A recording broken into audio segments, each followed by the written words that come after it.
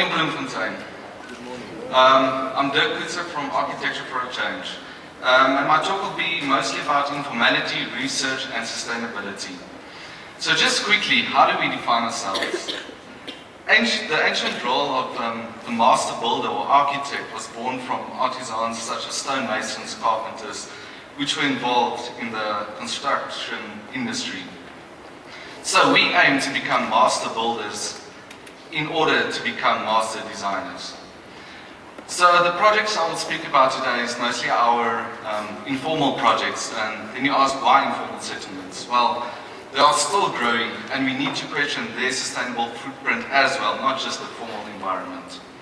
So our first project, which we called our Great Building, was in the Zandspruit informal settlement. And in terms of sustainability, I will talk about the ownership of the building, recyclable materials, the comfortable environment sustainable program and renewable energy. So the design. The design was mostly formed by project constraints and some regulations for health and safety. And initially the client wanted a container, but then that actually would have been more expensive because you still need to insulate your container, you still need to finish your container in order to comply with your regulations. So those are just some of the elevations. So one half of the building was built out of lightweight steel construction and the other half out of glass bottle walls, which I'll explain. We also incorporated like a small pavilion overlooking an adjacent soccer field. So that was the easy part of this project. So then the build started in order to create sustainability. So for us, we always try to achieve ownership of our buildings through our construction and design process. So how we aim to do this in this project is the future occupants of the building collected glass bottles in the community and we paid them per bottle they collected. So in that way you also achieve a sense of job creation through the construction process. So it's basically timber jigs we made, which you place your bottles in. And then we held a workshop teaching the future occupants of the building how to make the bottle bricks themselves. And this is also an opportunity for the funders as well of the building, not just the community, to get involved in the construction process. And there you also start to achieve some form of dialogue between the funders, the designers and the community. So this is just some of the process pics of the bottle bricks and the final product. Then recyclable materials, obviously the bottles will fall in that category, but we also reused packing pallets as shading devices on the western facade of the building. And then in order to create comfort, we try to achieve comfort on your building site, not just as a final product. So as you can see here, we erected the roof first, and then so that you can actually have some form of shading on your building site while constructing. Then our wall system, it was we used the 6mm Formica-like product, which is very durable and we got it at a good price. And then inside our cavities, we used a product called Cavity Bats. As you can see, the R value is very high. It's almost the same R value as you would have in your masonry walls. And then we cladded the inside with an OSB board. In terms of reusable energy for this project, we used a solar oven, which a bakery would use. Just use the sun energy. So that also creates a good business model because obviously your running costs are lower. And then we also use north-facing light, clear story windows, because you only had to, the building is only being used during the day, so you don't need an electrical connection. And then in terms of program, we believe that an unused or a vacant building is the most unsustainable because obviously it takes a lot of energy and if it's not being used, it's a big waste. So we worked with an organization and now through the intervention and entrepreneurship training of the occupants of the building, it now provides them with a salary within their context, which also means they don't have to travel far to generate an income. So the next project we call our transition unit. And usually, conventionally, you will first design, draw, then you will build, and then photograph your building. But we switched this process around for the sake of research in this project. So we started to design with the models, but we found that that process had its limitations, as you can't literally test whether a flapping wall or your thermal performance would actually work. So then we asked the question, can you design through construction? So we aim to test this. So first we built a flat bed for this unit and constructed the main structure that we knew of some constraints. And then through this process you start resolving details physically, like this type of detail where you can still disassemble your connection joints in order to transport your building, as well as we started exploring different wall systems. We use a scintillation layer, cavity, and then your interior layer. And through this process we explored different ways of insulating the building on an economic manner as well. So we actually tried recycled newspaper. And in terms of fire rating, it actually will smolder, it won't really burn with a flame. And we've got a fire rating on our scintillation layer. So this is just some of the process, when you start adding your cladding systems. And through this type of process of designing through construction, you can actually literally test, the different aesthetic versions of materials that you can't really always test on a render necessarily, as it's not always that accurate. So we also incorporated a solar lighting system, but so we charged the battery during construction, so you could actually use your solar lighting while you're still constructing the building or prefabricating. So we also explored some double skins on the design. So obviously if you've got your building on wheels, you can actually move the building around, and here we had to in order to construct the roof, we had to move the building to another space. So then the building got stuck with our first trolley, so we actually had to jack the building up, build a new trolley, and remove the building. So this is what we call taking a building for a walk. So you wheel the building out, take it to another space where we erected the roof. So with this type of process, which is also in a sense research-based, you can start testing your building. So we did drain tests, you can test your waterproofing details, your gutter detail connecting to your tank, as well as test your building in, not just inside a factory, but in real sunlight as well. So you can also, if you've got your building on wheels, take your building for a photo shoot.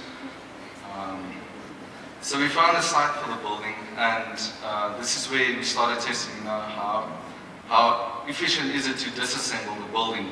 And luckily it worked. We disassembled the building within 2 hours, packed it on a trailer, and took it to site. So in terms of giving someone a home in a certain context, you can't just do it to anyone, because you might create unease within the community. So the beneficiary of our first transition unit, she's volunteers at the local creche, and she's also the local soccer coach in the Camille informal settlement. So she's seen as a leader within the community, which helps a lot with community participation during the erection of the building. So we placed the building on stilts. The most challenging part was moving the building panels through the informal settlement more than the actual erection of the structure. So we erected the structure within an afternoon, and the next morning we completed the double skin and the floating roof on the building.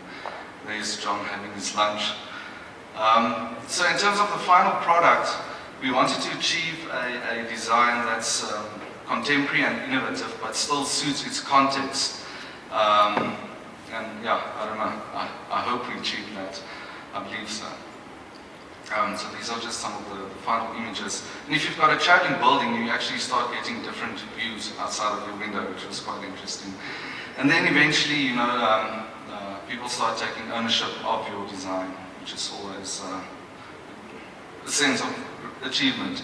Because here you can see as well, they use, well, when we got into site one day, they put on the sound radio onto the solar system.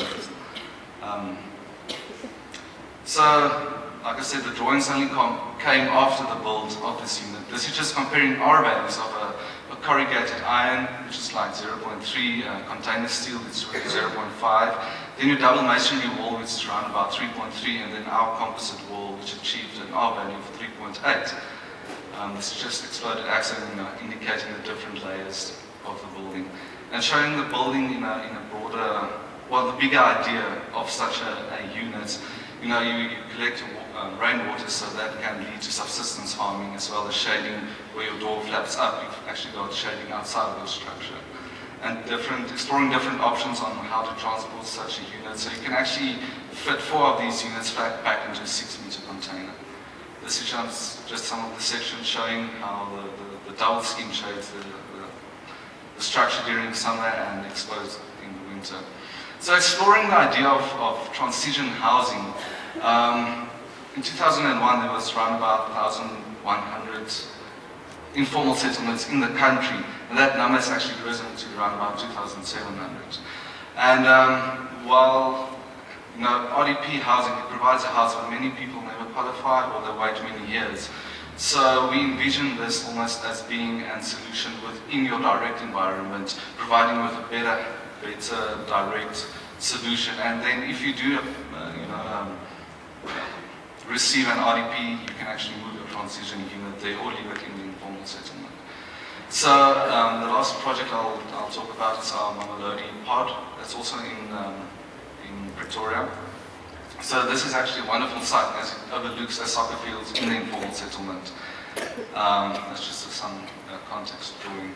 So this time we actually did our drawings before we built the structure, as we have learned from the first experience. So we used the same wall system, but this time we incorporated a skylight for your day lighting.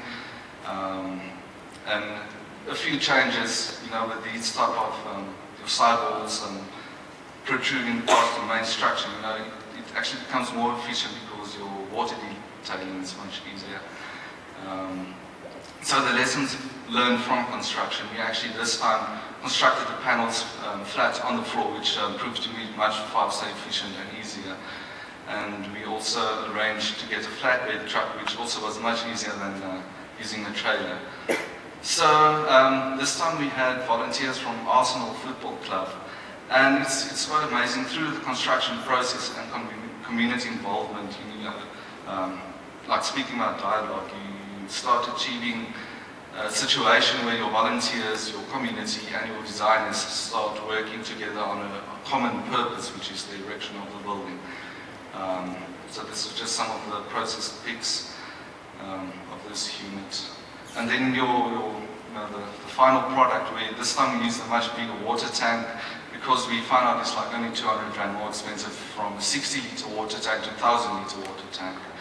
And that's just, once again, the unit within its context, where we once again try to achieve an architectural language, which still suits its context in terms of materiality, but it's still something contemporary. And then we also created our own furniture to suit our structure. We made beds. And then this is just again to get back to some contemporary detailing, where we use the LED strip that's connected to our solar panel or to our solar system that then lights up a part of the structure at night. That's just the opening of the structure. So where to from here? We are currently busy designing our third prototype, which is a double-story unit with an internet cafe function at the bottom and a housing unit at the top. And that's it.